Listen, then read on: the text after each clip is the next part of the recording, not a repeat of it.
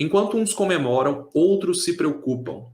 Então, depois de meses de lockdown, as pessoas e o tráfego retornam às ruas de Xangai. Então, Xangai, galera, depois de 2 meses, saiu do lockdown. Olha só, os caras entraram em lockdown há 2 meses atrás, fizeram o lockdown mais rígido do mundo, em que você teve vários relatos de pessoas que não podiam sair de casa, que estavam impedidas de ir até no supermercado, que estavam sendo agredidas por estarem fora de casa. É um regime autoritário que fez o maior lockdown do mundo, que conseguiu conter a Covid. E agora a galera está aí comemorando. Essa foto é até uma foto real de um evento que eles fizeram lá para poder comemorar o fim do lockdown, tá? Não é uma foto que eu tirei da internet, não. É uma reportagem lá do Washington Post, tá? Então a China saiu do lockdown sem ter uma epidemia de Covid. E aí eu quero perguntar para vocês até que ponto vale a pena a gente fazer um lockdown estrito por 2 meses, ferrar com a economia, ou sei lá como não ferrar com isso, eu não sei o impacto que isso vai ter na economia. Sei que teve impactos na economia mundial, mas na economia chinesa, não sei. Xangai é um centro comercial, né? Mas eles fecharam a cidade com milhões e milhões de habitantes e tiveram um surto controlado. Eles fizeram a política de Covid zero, aplicaram a política de Covid zero na base da força e conseguiram conter o vírus. Conseguiram conter a Ômicron, que é o vírus que detonou os países no mundo aí, né? Então, a minha pergunta para vocês, eu não tenho a intenção de responder ela, porque isso aqui vai entrar em questão ideológica, de política e tal. Até que ponto vale a pena você fazer um lockdown nesse estilo autoritário, do ponto de vista de saúde? Por que eu estou fazendo essa pergunta para vocês? É para vocês refletirem o quanto que vai ser o custo agora e depois.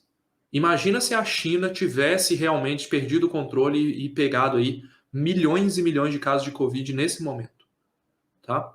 Então, é uma pergunta a ser feita. Eu não estou defendendo o regime autoritário, mas os países deveriam aprender com esse exemplo para poder ver o que pode ser adaptado para uma realidade democrática. Entendeu? Eu não sou especialista em política pública, mas eu acho que isso tem que ser pensado, porque o que eles fizeram ali do ponto de vista de saúde foi um grande sucesso. Do ponto de vista de saúde, foi um grande sucesso que tem que ser estudado. E aí a Joyce perguntou, e se for um turista lá e quebra isso? O turista está proibido de entrar na China desde o início da pandemia. Você só entra lá com autorização do governo em casos muito específicos. O Renato, eu acho que funcionou bem e vale a pena porque é melhor prevenir do que tratar. Então, Renato, só sendo um advogado do diabo aqui, veja os vídeos do lockdown na China, veja relatos de pessoas, veja reportagens chinesas, tá? Ou de pessoas que estão na China sobre como que foi esse lockdown, porque não foi algo fácil. Inclusive, galera, isso é uma experiência que eu estou tendo aqui agora, que é o seguinte, eu vim para a Austrália, né? Estou aqui na Austrália, cheguei aqui 17 de março, vai fazer 3 meses. O que esse pessoal aqui viveu de lockdown não tem base, não. A gente não viveu lockdown, não.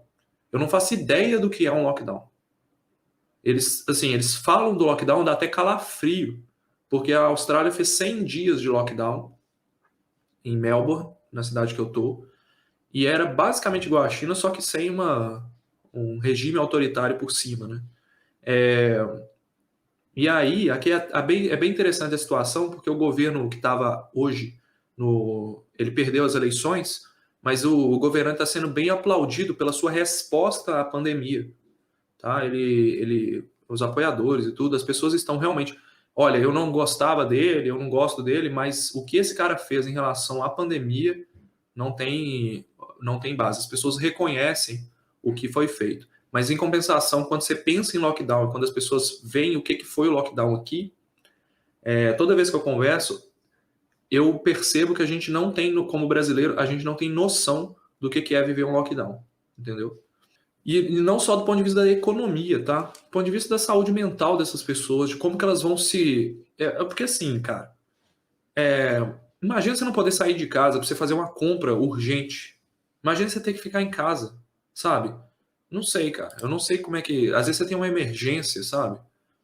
Sei lá, lógico que alguém passou mal, é uma emergência que vai ter uma permissão. mas alguém está precisando de ajuda em outra casa da sua família, sei lá, uma ajuda mais simples. Você não consegue andar, você não consegue ter contato com pessoas. É um negócio bem, bem bizarro, tá?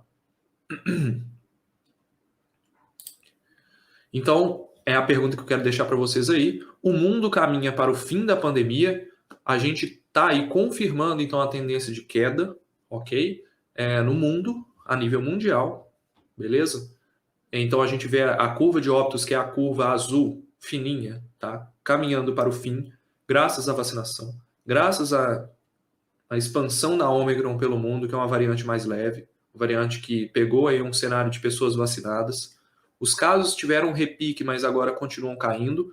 E a gente tem que ficar de olho só em algumas situações que são países que não viveram as ondas da BA2 e que estão entrando agora no inverno, que é o caso do Brasil. Tá? Então, apesar do mundo estar em queda, a gente tem que olhar para a situação brasileira, que não é fácil. Tá? A situação brasileira já é o fim da calmaria, eu trouxe esse slide aqui na semana passada, só que agora o gráfico está atualizado. E já não há mais dúvidas, o fim da calmaria chegou, os casos continuam subindo, a gente já está tendo aumento de casos, só não sabemos até quando esse aumento vai se sustentar. Isso devido a BA4 e BA5 que estão se espalhando mais rápido em países que sofreram a onda pela BA1. O sinal de longo prazo e curto prazo do crescimento da curva ainda continua, significa que a curva vem crescendo pelas últimas 3 semanas e pelas últimas 6 semanas, e deve continuar aí pelas próximas semanas, tá? Galera, não sei se vocês estão percebendo, mas eu tenho visto várias pessoas que eu conheço já tinham pegado Covid, pegando de novo. Quem não pegou na onda de Ômicron tá pegando agora. Um monte de gente falando assim, chegou minha vez, galera. Chegou minha vez. Aí mostra a foto do teste positivo lá. Essas pessoas que fazem autoteste não estão sendo registradas como positivas. Então você está tendo muito mais subnotificação agora do que antes. Um problema dos autotestes que a gente não tinha previsto.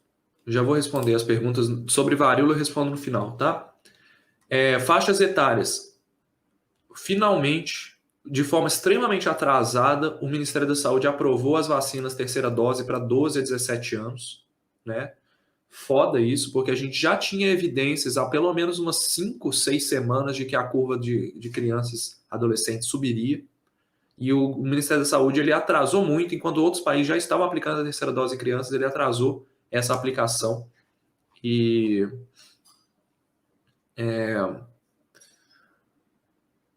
agora a curva está aí, né? Subindo. Então, se você for pegar o elemento ali na faixa etária de 12 a 17 anos, o movimento da curva mais evidente é o movimento de 12 a 17 anos. Juliana, eu ficarei 100 dias de lockdown rigoroso para ter meus amigos e meu tio de volta. A economia depois se ajeita, psicólogo ajuda a melhorar a cabeça. Nada traz os entes queridos de volta. Muito obrigado pela sua manifestação, Juliana. É importante a gente colocar na equação também isso, né? Não tem nada pior do que perder uma pessoa por uma doença que poderia ser prevenida, né? Então, obrigado aí pelo seu relato. Importante a gente considerar isso também. E eu tenho certeza que muita gente também viveu isso, né? Assim como todos nós aqui que vivemos no Brasil, na pior pandemia do século aí, no pior país para se estar na pandemia, se for olhar um dos 3 piores, né? No sentido de número de óbitos proporcionais, todo mundo viveu essa situação, então realmente tem que ser colocado em conta. Então as curvas, galera, de 18 a 29, 30 a 39, até 60, 70, 80, apresentam o mesmo comportamento. Continuam subindo. Tá? Curva de 5 a 11, 0 a 4, para a Covid a gente não considera muito, porque elas vão mostrar outros vírus respiratórios, como o vírus sincicial respiratório, e acabam confundindo os dados. Ok? Não tem sinal de que está havendo aumento de casos de Covid em crianças. Beleza? Mas as outras curvas estão subindo de forma preocupante. E isso aqui são síndrome respiratória aguda grave, ou seja, hospitalizações por Covid ou por outras doenças, mas a grande maioria é por Covid.